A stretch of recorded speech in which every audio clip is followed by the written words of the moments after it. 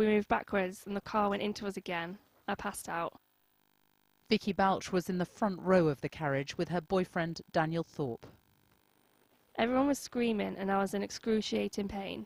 I looked down and I could see blood all over. The bars were in my right knee. The only thought that was going through my mind for the hours and hours that we were stuck was that we were going to die. If I was going to survive, I would never walk again, that was certain. I thought it was never going to end. Vicky has some very nasty leg injuries, and I think it's fair to say that she is fighting as we speak to survive with one of the legs to avoid an amputation. So she potentially could also lose a leg as a result of this accident? Regrettably, she could. 17-year-old Leah Washington was also in the front row. Her left leg has been amputated above the knee. Her father watched the rescue attempts on television. One of the parents was watching on television as well, which added to the trauma, for sure. Knowing that their child was on that ride? And could actually see their child because of the clothing on the ride. Now that is very difficult for them to live with, and I think they're still coping with that image.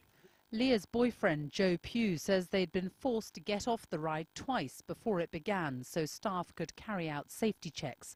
And during the ride, he said their carriage stopped, held on one of the loops for around 20 minutes. When it finally set off again, it collided with an empty carriage. Their lawyer says it has been a nightmare for the families, but he's been humbled by their response.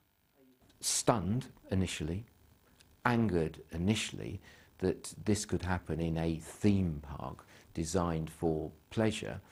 But thereafter, yes, as I say, they do want to know answers. And actually, it may depend upon what those answers are on the investigation. Because it's all very well to say now we must move on with our lives. But if the investigation reveals great holes in terms of training process, people being flippant with their children's safety, then I think that anger will reignite. Paul Paxton, the lawyer for some of the Alton Towers victims.